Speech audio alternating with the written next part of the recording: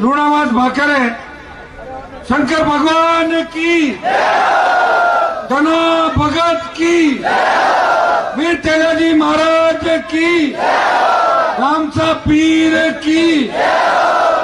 सबसे पहले तो मैं आपको धन्यवाद दूंगा कि लूणावाद भाकर के अंदर आज हजारों की तादाद के अंदर मेरे छोटे भाई, मौजूद बुजुर्गों, नौजवान साथियों और माताओं बहनों का, पूरी भारतीय जनता पार्टी की टीम का कि गजेंद्र सिंह जी शेखावत जो जोधपुर संसदीय क्षेत्र से भारतीय जनता पार्टी के लोकप्रिय उम्मीदवार के रूप में चुनाव लड़ रहे हैं। दिल्ली की सरकार के अंदर केंद्रीय मंत्री के रूप में इन्होंने 5 साल नेतृत्व किया और मेरे भाई जैसे रिश्ते इनके साथ आप सब इनको समर्थन देने के लिए आए। मैं हृदय से आपका आभार प्रकट करता हूं और धन्यवाद देता हूं भारतीय जनता पार्टी के स्टेट के स्टार प्रचारक, मेरे यूनिवर्सिटी के जमाने के अंदर बड़े भाई जिनके लिए यूनिवर्सिटी में भी हमने वोट मांगे थे, इनको भी सफलता लेट मिली। मुझे कई बार लोग कहते हैं कि हनुमान जी आपको क्या मिला, तो मैं कहता हूं सतीश जी पूनिया को बहुत लेट मिला था, इसलिए मुझे भी लेट ही मिलेगा सब कुछ। मैं हमेशा इनको बड़े भाई के रूप में रखता हूं, इसीलिए मेरे साथ हेलीकॉप्टर में वही बैठ सकते हैं जिनको मैं दिल से पसंद करता हूं। और रामनाथ जी डूडी साहब जो वरिष्ठ नेता हैं, तेजाजी के मंदिर के दर्शन गजेंद्र सिंह जी ने खरनाल के अंदर किए थे, तब डूडी साहब और पूरी टीम जोधपुर जिले की आप चुपके दर्शन करके चले गए, मुझे बताए नहीं तो मैं भी आ जाता वहां पे दर्शन। अच्छा ठीक है।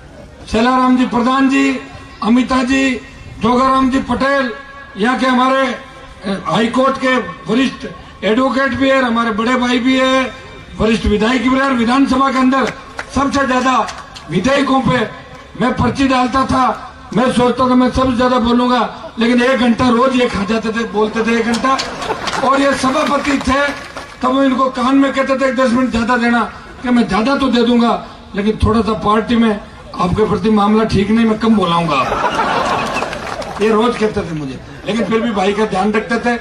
हमारे गजेंद्र सिंह जी शेखावत जो सबके लोकप्रिय लाडले उम्मीदवार है, सम्मानित मंच, यहाँ कई हमारे प्रधानगण जितने भी बैठे हैं और जितने भी भाजपा के नेता और आरएलपी के नेता तो यहाँ बचे नहीं। मेरे छोटे भाई हैं, जिसको मैंने आरएलपी से चुनाव लड़ाया, उसने तो सस्ते में अपना सौदा कर लिया और गहलोत की वोट में जाके बैठ गया। उसके बड़ी गलतफहमी हो गई थी कि 30,000 वोट मेरे हैं, जब बूथ खुलेंगे तब पता लगेगा हनुमान बेनीवाल किसी को नेता बना भी सकता है और उसे अपने घर भी बिठा सकता है। ये मेरी शुरू से आदत है। भाइयों, आज जोधपुर संसदीय क्षेत्र से मैंने शुरुआत करी और मैंने पार्टी को कमिटमेंट किया था आपके सामने। जो अशोक गहलोत जी के बेटे चुनाव लड़ रहे हैं, गहलोत जी को आवश्यकता नहीं थी अपने बेटे को चुनाव लड़ने की, वो चाहते तो खुद मुख्यमंत्री थे। अभी कोई उनकी उम्र 90 साल नहीं हुई जो बेटे पोतों की सोच के उनको राजनीति के अंदर लाए। सबको होता है राजनीति के अंदर, हर आदमी चाहता है कि मेरा बेटा एमएलए एमपी बने, लेकिन जवान आदमी जिसकी उम्र 65, 67 और राजनीति के अंदर तो 70-75 साल तक जवान ही रहता है, जब तक पावर के अंदर आदमी रहता है, तो इनको आवश्यकता नहीं थी। एक तरफ तो मुख्यमंत्री का बेटा है जो अपने आप को जादूगर कहता है, जो कहता है कि मैं जादू से कुछ भी कर सकता हूं, मैं हनुमान बेनीवाल को जोधपुर भी नहीं आने दूंगा प्रचार के अंदर। और दूसरी तरफ एक किसान का बेटा है जिसने जोधपुर यूनिवर्सिटी की राजनीति से इस सांसद के पद को सुशोभित किया। भाइयों, कई अनर्गल आरोप इनके ऊपर भी लगाए लोगों ने, मेरे ऊपर भी लगाए, लेकिन आप जानते हो जब राष्ट्र को आवश्यकता पड़ी, देश को आवश्यकता पड़ी, तो हनुमान बेनीवाल ने अपनी आरएलपी पार्टी की पूरी कुर्बानी दी और खुद के लिए कहा कि अगर भारत माता के लिए एक हनुमान बेनीवाल तो क्या, अगर 10 हनुमान बेनीवाल कुर्बान हो जाए मुझे गम नहीं। मैं दिल्ली के अंदर, मैं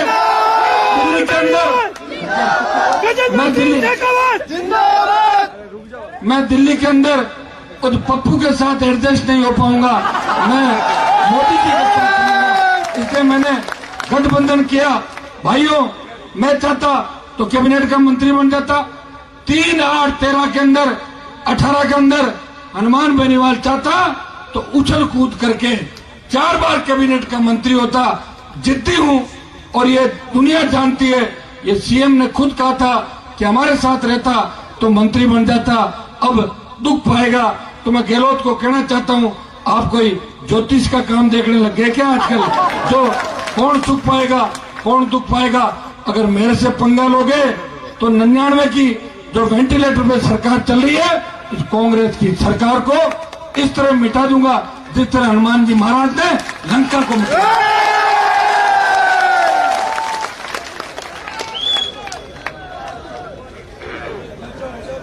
मेरा जोधपुर के अंदर आने का बहुत दिन से मन था। मैं उतावला हो रहा था जब मैं जोधपुर की धरती पर जाऊं, जाट राजपूत के बीच जो पिछले 25 साल से एक बहुत बड़ी खाई दोनों समझदार जातियों के बीच पड़ गई थी। इस खाई को मिटाने का असली समय आ गया।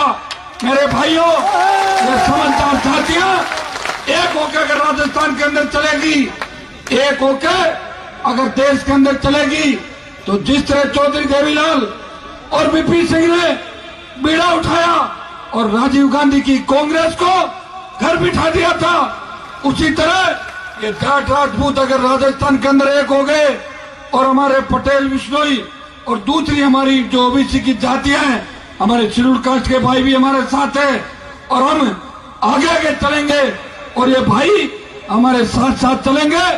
वो दिन दूर नहीं जब राजस्थान के अंदर दोनों समाज उन्नति करेंगे और देश के अंदर एक अमिट छाप छोड़ेंगे।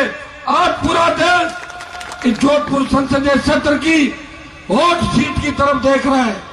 एक तरफ तो सत्ता के अंदर बैठे मुख्यमंत्री है जिन्होंने 12 से ज्यादा मंत्रियों की ड्यूटी लगा दी।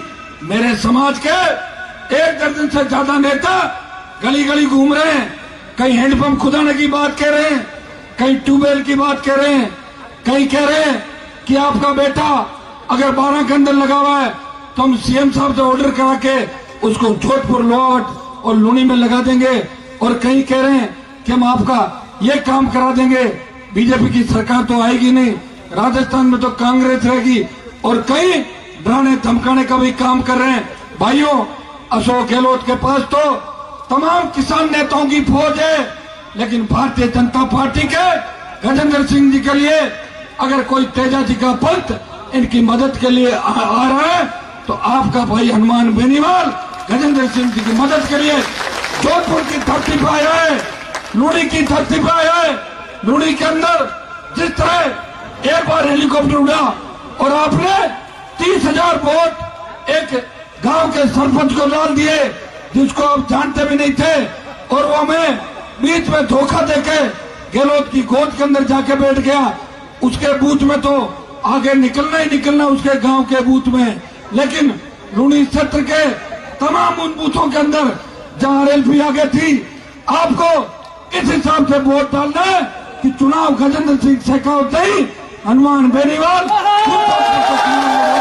भाइयों, ये अगर हार गए तो बहुत बड़ी तकलीफ मुझे हुई, और ये जीत गए तो आपको बहुत बड़ी खुशी होगी, और आने वाली राजस्थान की राजनीति एक नई करवट लेगी, नया बदलाव होगा।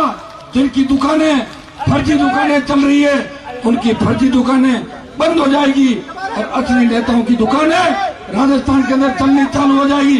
भाइयों, हनुमान बेनीवाल ने राजस्थान के अंदर पहला किसान का बेटा हूं जिसने खुद की पार्टी बनाई, 19 दिन के अंदर 57 सीटों पर चुनाव लड़ाए, 3 विधायक जीताए और 25 जगह अच्छे वोट लिए।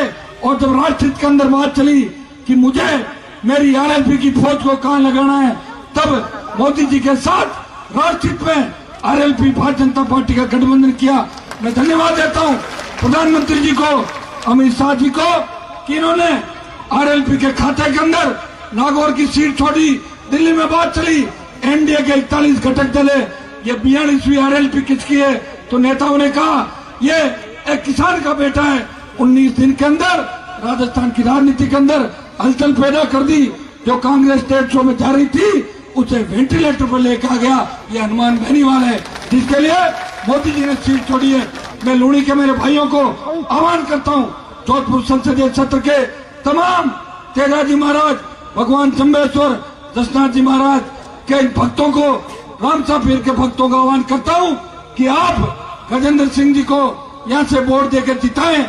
नागौर में तो टायर का चिन्ह है। कांग्रेस वैसे तो मेरा टायर ट्यूबलेस है, पंचर नहीं होगा, लेकिन जब मैं आज यहाँ आया हूँ तो टायर को पंचर करने के लिए कांग्रेस वाले उस टायर के अंदर कील ठोकने का प्रयास करेंगे। आप मेरे भाई 29 तारीख के बाद नागौर की ओर कूच करना। आप नागौर संभालना, मैं राजस्थान संभालूंगा और टायर पे बैठ के कमल का फूल मिशन 25 पूरा करेगा और दिल्ली में नरेंद्र जी मोदी मजबूत प्रधानमंत्री के रूप में बनेंगे और पाकिस्तान चाइना जैसे राष्ट्रों का इलाज करेंगे। भाइयों, मेरी उकार का ही परिणाम था कि आम आदमी को स्टेट हाईवे का टोल फ्री हुआ, कर्ज माफी का आंदोलन को अगर हवा मिली तो राजस्थान की उकार से देश में कर्ज माफी का आंदोलन को हवा मिली। मध्य प्रदेश में किसानों ने सीने पे गोलियां खाई और उकार रैलियों के माध्यम से मुफ्त बिजली की घोषणा सरकार ने करी। बेरोजगारी भत्ता अगर किसी ने याद दिलाया तो तेजाजी के भक्त ने राजस्थान की सरकार को बेरोजगारी भत्ता याद दिलाया। मैं इतना ही विश्वास दिलाता हूँ कि अगर दिल्ली चला गया, गजेंद्र सिंह जी भी दिल्ली जाएंगे, हनुमान दिल्ली जाएगा, हम दोनों मिलकर इस राजस्थान को विशेष राज्य का दर्जा दिलाने के लिए मजबूत तरीके से पैरवी करेंगे और आम जन को राहत दिलाएंगे। आप दोनों हाथ खड़े करके मुझे आश्वासन दें कि लूणी के अंदर 60-70 हजार वोटों से भारतीय जनता पार्टी की कमल चलेगा और आपके हनुमान बेनीवाल का दिल्ली के अंदर आप मान बढ़ाओगे। आप सबको पुनः धन्यवाद। अपने भाई की बात रखना और गजेंद्र सिंह जी को दिल्ली के अंदर भेजना। धन्यवाद। जय हिंद। बहुत बहुत धन्यवाद बेनीवाल साहब।